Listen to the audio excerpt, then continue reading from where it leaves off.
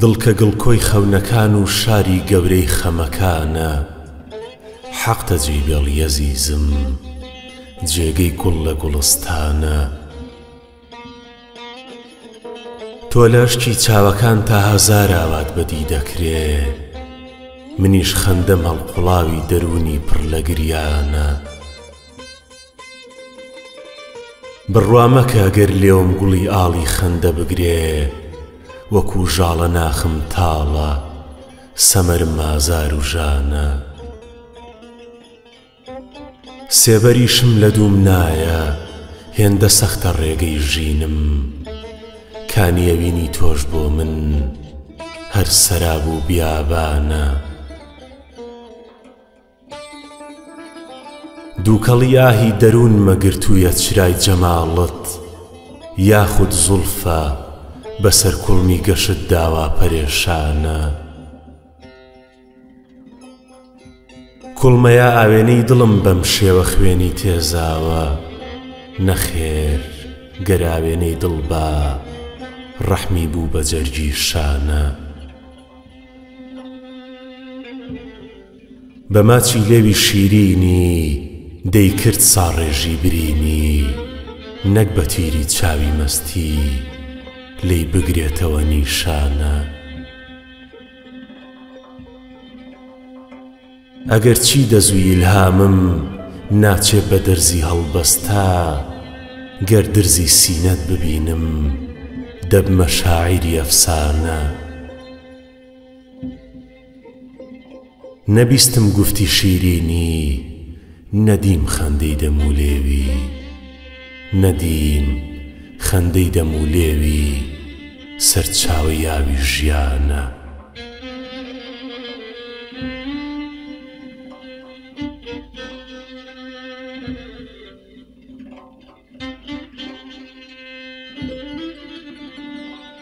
من لە تۆماری نەهاتی بەختی سەختی ئەزەل چ بکەم، لە دەرچوونی ڕۆحی نامۆ لە نەهاتی ئەجەل چ بکەم. بە غەیری تاڵی نەمدیوە دەوایە هەبێ بۆ دەردێ، دە پێم بڵێ کەمی نەبێ لە شیرینی عەسەل چ بکەم.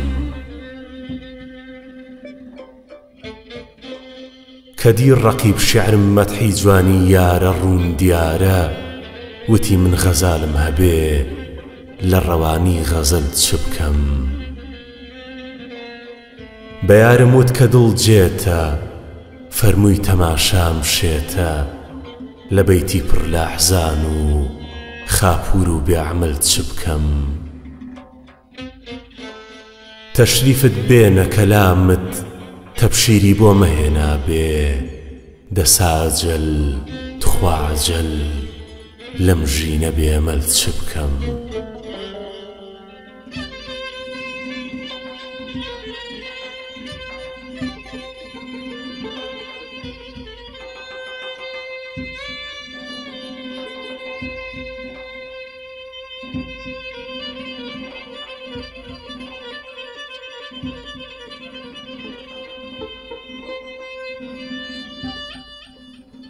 ئای کە چەندە مەیلی پیاسەی زەردەی ئێوارانەکەم، تاسی ژوانی پڕ لە جوانی یارانی جارانەکەم. گەر دەڕێژم مەشکی چاوم بەسەر سینەی ڕێشما، بیری بۆنی خاکی پاک و ڕێژنەی بارانەکەم. گەرچی شاباڵی ئەمەلی شکاندم بەردی زەمن، وەک مەلێ ئێستەش خەیاڵی پۆلی هوزارانەکەم. مێوی باڵامدا چەمیوی هێشوەترەی مەینەتە لە بۆ سووک باریە یاری ساقی و مەیخوارانەکەم. من کە فەرهاد بووم ئەمێستا ڕۆستەمی مەیدانی خەم، کامە کێشە زۆر بێشە لەگەڵ یا زۆرانەکەم. گەر بدامەودا فەلەک پێم بەردی بەردێکم کەڵک، قوڕ بەسەر ژینی پڕشینی بێهەستی شارانەکەم.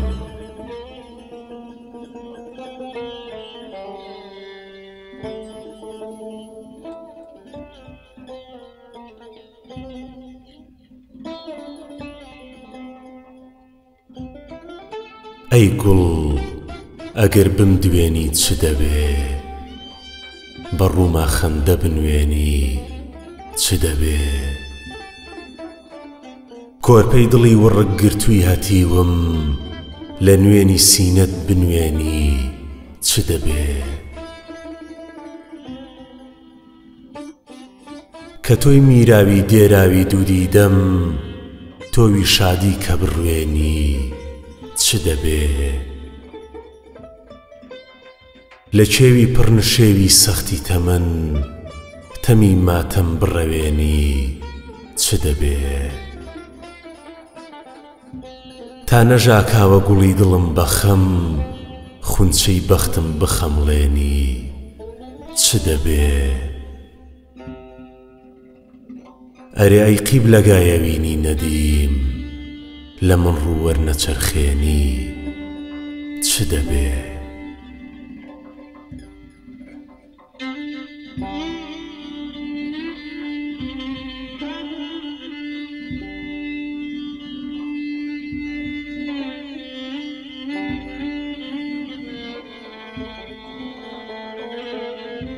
تۆ خەیاڵی شیرینی نێو ژیانی تاڵمی، لە دڵ چرۆیاوات و لە چاوەشتی ئاڵمی. شەرابی نێو سەرابی چۆڵی وشکە ساڵمی، کۆدی ڕستەی زمانی پڕ هاوار و لاڵمی.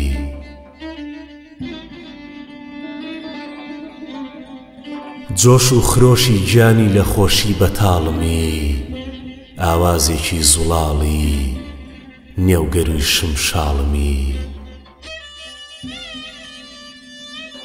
گوڵی ئاڵی بێخەوشی حەوشەی چووکی ماڵمی، هیلالی بەردەلاقەی ئاسمانی ساماڵمی. ئەگەرچی پشتم کەچی باری سەختی جەفاتە، بە قوربانی وەفاتم گەر حاڵی بە حاڵمی.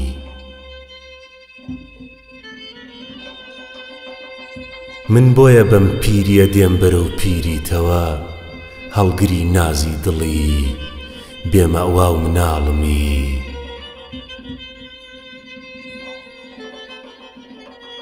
لەو ساوە چاو لە سەیری خاڵی لێوت خاڵیە، برینێکی بەێشی سینەی پڕز و خاڵمی.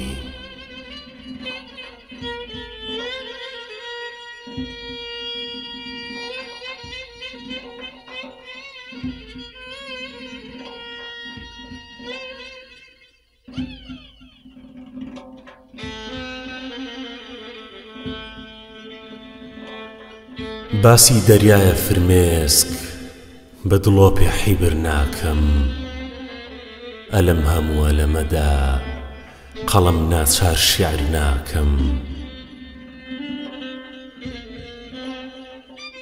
بە ئەمری برۆی کەوانی کە ئیمای بڕۆیان فەرموو، ناچم و خۆم تووشی داوی چاوی پڕ لە سیحر ناکەم.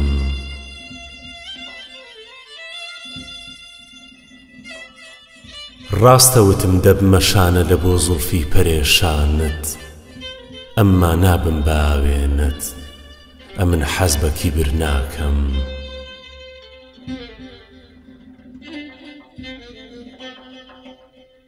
لە دووری جەماڵی شێوت چاوم سپی و بەختم ڕەش بوو، باسی یعقوب لە کەنعان و زوڵەیخا لە میسر ناکەم.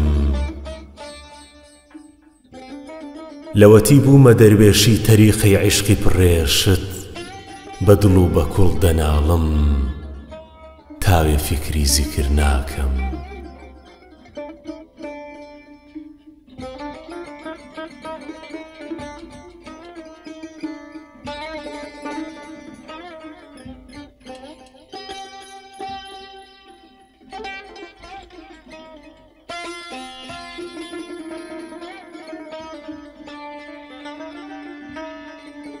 لە سای عەشقی تۆوە چاوانم دووکانیە، بەس عومری من بەبادە چاوەکەم خۆکانیە. دڵ لەسەر پشکۆی فیراقت وەک سەماوەر هاتە کوڵ، بێرەوە چایی بەبێ شەکری لێوت چانیە. مانگ و ڕۆژ لە جەماڵە ئەستێرەی سەرشانیە، ئەستێرەی شانی نەبێ هەرگیز لەلام شانیە. خەیاڵی دڵ بولبولی بەر حەوشە و دەمبانیە، کێ دەڵێ لە خەیاڵیا دڵ گەڵای دەمبانیە.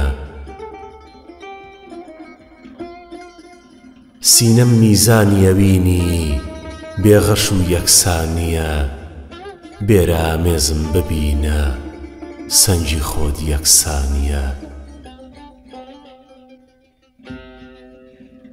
بێت و ئاوەدانی شار و کۆڕ و مەجلیسیەوین، لە بۆ من گۆڕێکی تەنگە هیچ کەسێکی تیانیە.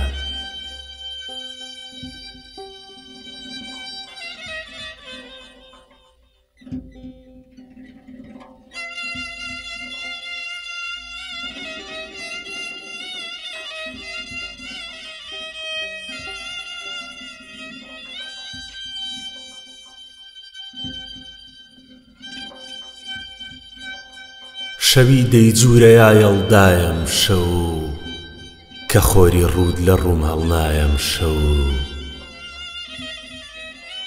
دڵم وەک چادری بەرباو ڕەهێڵە، بۆ سەد خەمی بێجێ پەنایەم شەو. دڵی ژمایل بە دیدە غەزاڵێکە، لە من بۆیە وێڵی سەحرایەم شەو. کە سەرم پڕ کە سەری عەشقی تۆیە، چ باکم تەخت و تاجی شایەم شەو. نایە پەنجەی سەر سینەی کونکونم نێ، لە نەی بێڕۆح نایە سەدایم شەو. موسڵمانان دەپرسن حاڵی نەدیم، ئەژنۆی خەمی لا مێزایم شەو.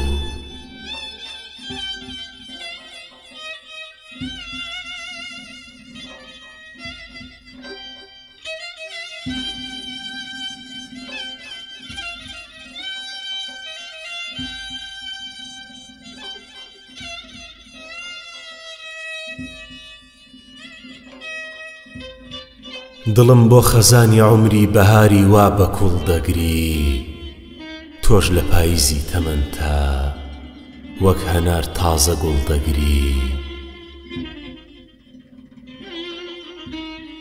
من داری عومری بێبەرم بوو بە گۆچان و ڕێبەرم، تۆش وەکو مێوی نەرم و نۆڵ پەلە هاویت و چڵ دەگری.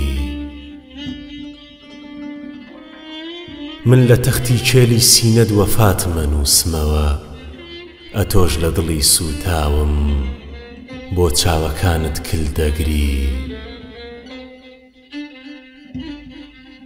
منەوا لە خۆشی شەوقی شەمی خۆما سیار ڕۆزم، تۆ بۆ بولبولی خۆشخوانت ئەی بێوەفا چقڵ دەگری.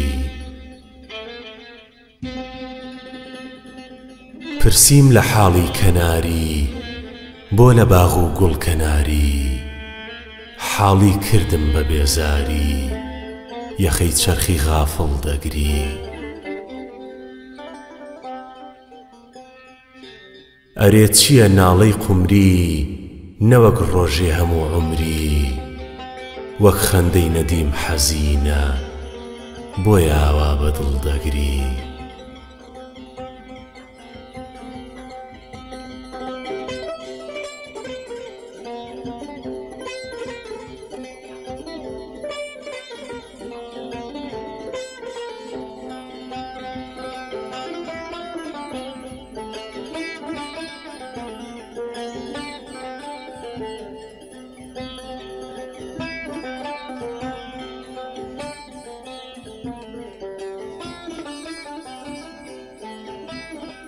ڕۆڵە مەگری لەگەڵم بێبەرگیە ڕابێ ئاسوودەیی پۆشاچێکە بۆ بەری هەژاران نابێ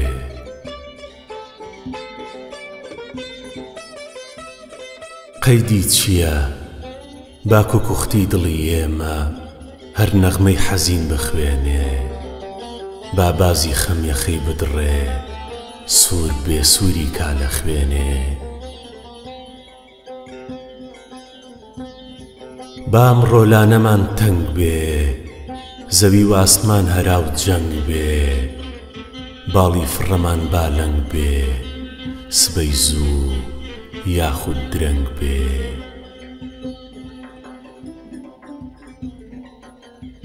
دوندی چیای شادی دەبڕین ئیدی بە ئازادی دەفرین ئەو دەم چاوی تەڕمان دەسڕین دوور دەبین لە خەم و ئەسرین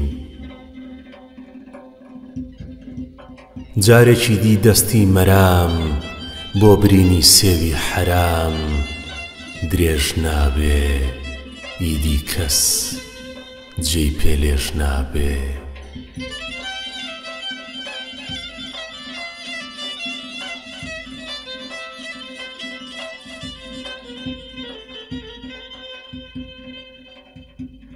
شەوە ئازیز شەوی پاییز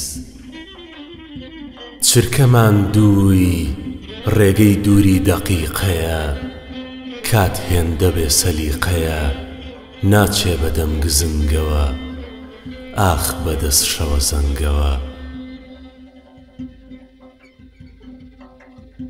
داری عمرم پەیتا پەیتا لەبەر ڕەشەبای مەینەتە گەڵای خەونی هەڵدەوەرێ بێداری سەگێکی دڕە تاکو بەیان پێم دەوەڕێ دڵم هەناری شەق بردووی سەرچڵێکی بێگەڵایە کرمەی زەردەواڵەی خەم و کرمی ناسۆری و بەڵایە کوورە هەنجی کاسەی سرم وروژاوی سەد پرسیارە بەڵام ئازیز ئەوی زێتر بە ئازارە لەسەر تەرازویم شارە کەوتنی مرۆ و گەڵایە بە هەمان سەنگ و بەهایە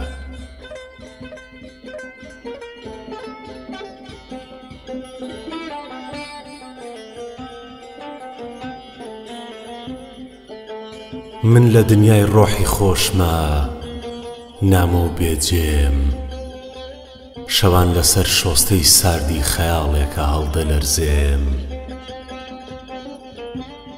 لە ناو نوێنی گەرم و نەرمە وا هەست دەکەم کە کۆڵبەرم و هەرەس هاتووە بەسەرما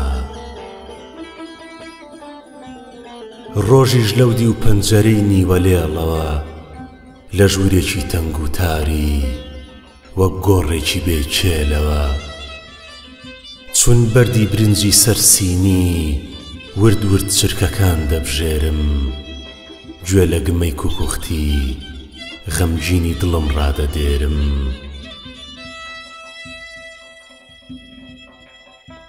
ئێوارانی ژمەراقی سارد و مەیوی دوێنێ و پێرێ دەنێمە سەر خۆڵە مێشی کوانووی لاویم هەر دەخۆم و دەخۆمەوە لەسەر سفرەی پڕپیتی خەمی بێدوایی